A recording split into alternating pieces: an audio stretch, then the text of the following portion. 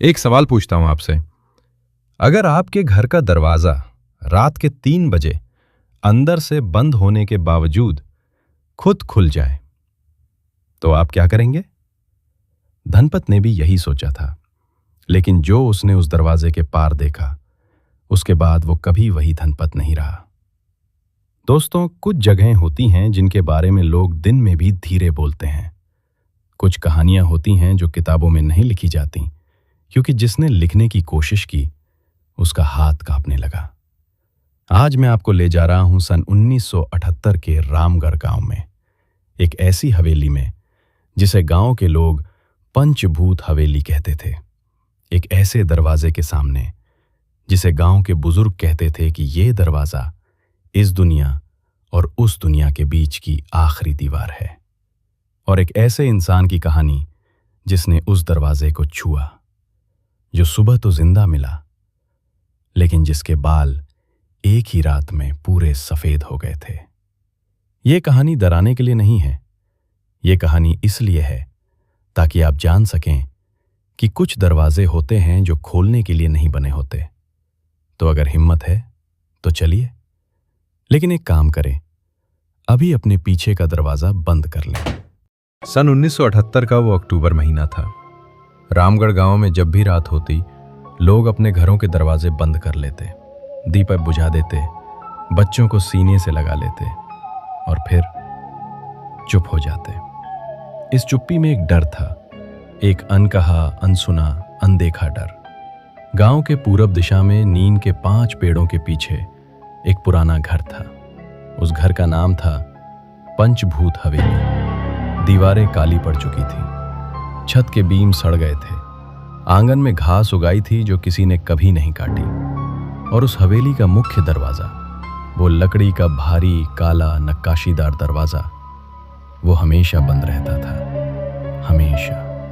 गांव के बुजुर्ग जगत बाबा कहते थे, उस दरवाजे को कोई मत छूना, वो दरवाजा इस दुनिया और उस दुनिया के बीच की दीवार है। जिस दिन वो खुला, उस दिन रामगढ़ में रोना शुरू हो जाएगा। बच्चे सुनते और थर थर कांपते, बड़े सुनते और चुप हो जाते। लेकिन धनपत सिंह वो नहीं माना। धनपत सिंह की उम्र थी 32 साल, कद लंबा, कंधे चौड़े, आंखों में एक अजीब सी चमक। वो शहर से पढ़कर आया था, इसलिए उसे भूत प्रेत पर यकीन नहीं था। वो हंसता था जब जगत बाबा कहानियां सुनाते, वो मुस्कुराता था जब औरतें दरवाजे बंद करती थीं। उस साल एक जमींदार ने धनपत को हवेली की देखरेख का काम दिया था। हवेली में जाकर देखना क्या क्या टूटा फूटा है, हिसाब लगाना। धनपत ने हाँ कह दी। जगत बाबा ने उसकी कलाई पकड़ी।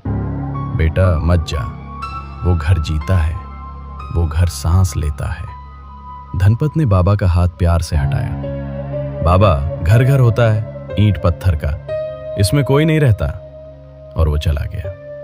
वो अकेला चला गया। शाम के 6 बजे थे जब धनपत हवेली पहुंचा। नीम के पेड़ों की छाया लंबी हो चुकी थी। हवा में एक अजीब ठंडक थी, वैसी ठंडक जो अक्टूबर में नहीं होती, वैसी ठंडक जो आती है जब कुछ और होता है। धनपत ने जेब से चाबी निकाली। हवेली का मुख्य दरवाजा, वो काला भारी नक्काशीदार दरवाजा उसके सामने खड़ा था। उसने चाबी लगाई, ताला खुला, और जैसे ही ताला खुला, हवा रुक गई, पूरी तरह, जैसे दुनिया ने सांस रोक ली हो। धनपत ने महसूस किया, लेकिन उसने अनदेखा किया। उसने दरवाजा धकेला, दरवाजा खुला, और भीतर से आई एक गंध, मिट्टी की नहीं, सरन की नहीं, बल्कि अगरबत्ती की, जैसे किसी ने अभी अभी अगरबत्ती जलाई हो। कोई पहले आ चुका है, धनपत ने सोचा, लेकिन अंदर कोई नहीं था। वो कमरे में घुसा, लालटेन जलाई, नोटबुक निकाली, हिसाब लगाने लगा। रात के 10 बज गए। वो थक गया था। उसने एक कमरे में चटाई बिछाई और लेट गया। और तभी धम, एक आवाज ऊपर से। धनपत ने आंखें खोली, छत की तरफ देखा। कुछ नहीं था। चूहा होगा, उसने सोचा। आंखें बंद की। धम, फिर धम, धम, धम। अब ये चूहा नहीं था, ये कदम थे, किसी के कदम, ऊपर वाले कमरे में। धनपत का दिल तेज धड़का। उसने लालटेन उठाई, सीढ़ियां चढ़ा, ऊपर वाला कमरा खोला। खाली था, बिल्कुल खाली, लेकिन फर्श पर ताजी मिट्टी के निशान थे, किसी के पैरों के निशान जो खिड़की की तरफ जाते थे और खिड़की के पास जाकर गायब हो जाते थे। धनपत ने खुद को समझाया, पुरानी हवेली है, कोई आया होगा, निशान छोड़ गया। अगले दिन उसने और काम किया, दीवारें नापी, खिड़कियां गिनी, छत देखी। शाम को गांव गया। जगत बाबा ने देखा, तू पीला क्यों है धनपत? थका हूं बाबा। वो थकान नहीं है, वो डर है जो अभी तू मान नहीं रहा। धनपत वापस हवेली आ गया। दूसरी रात के 12 बजे वो सो रहा था। तभी उसने महसूस किया कोई उसे देख रहा है। आंखें बंद थीं उसकी, लेकिन वो जानता था कोई उसके पास खड़ा है। ये एहसास वही जानता है जिसने इसे महसूस किया हो। वो भारीपन, वो दबाव, वो अजीब सी गर्मी जो शरीर के एक तरफ से आती है जब कोई पास हो। धनपत ने आंखें नहीं खोली। वो डरा हुआ था, वो पहली बार डरा हुआ था। मिनटों तक वो ऐसे ही पड़ा रहा, और फिर वो आवाज, एक औरत की आवाज, धीरे से, बहुत धीरे से, धनपत, दरवाजा खोल। धनपत के पूरे शरीर में जैसे बिजली दौड़ गई। उसने आंखें खोली। कमरे में कोई नहीं था, लेकिन लालटेन की रोशनी कांप रही थी, बिना हवा के कांप रही थी। तीसरी रात। जगत बाबा ने कहा था, तीसरी रात कभी मत गुजारना उस हवेली में। धनपत ने नहीं माना। रात के 11 बजे सब शांत था, बहुत शांत। फिर वो हुआ, मुख्य दरवाजा, वो काला भारी नक्काशीदार दरवाजा जो धनपत ने अंदर से बंद किया था, जिसमें कुंडी लगाई थी, जिसके आगे उसने एक भारी पत्थर रखा था। वो दरवाजा खुद खुल गया, धीरे धीरे, 1 इंच, फिर 2 इंच, फिर पूरा, और बाहर से कोई नहीं था, सिर्फ अंधेरा था, काला, गाढ़ा, जीता जागता अंधेरा। धनपत उठकर खड़ा हो गया। उसके हाथ कांप रहे थे, लालटेन कांप रही थी, पूरी हवेली कांप रही थी। और तब उस अंधेरे में से 2 आंखें दिखीं, सफेद, बिना पुतली के, सफेद।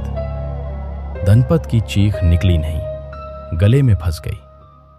वो आंखें धीरे धीरे अंदर आईं। 1 कदम, 2 कदम, 3 कदम, और तब धनपत ने देखा वो एक औरत थी।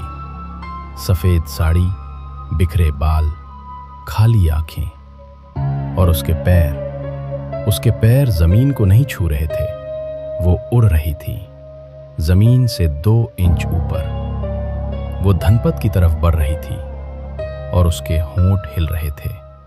वही आवाज जो दूसरी रात सुनाई दी थी, धनपत, दरवाजा क्यों खोला? सुबह गांव के लोग हवेली के पास पहुंचे। धनपत बाहर पड़ा था, बेहोश, सफेद बाल, पूरे सफेद, रातों रात। उसकी उम्र 32 साल थी, लेकिन उस सुबह वो 70 साल का दिखता था। जब उसे होश आया, उसने सिर्फ एक बात कही, बस एक बात, दरवाजा मत खोलना। जगत बाबा वहां खड़े थे, उनकी आंखों में आंसू थे। उन्होंने धनपत का माथा थपथपाया। बेटा, मैंने कहा था कि वो दरवाजा इस दुनिया और उस दुनिया के बीच की दीवार है, और जो उस दरवाजे को छूता है वो दोनों दुनियाओं के बीच फंस जाता है।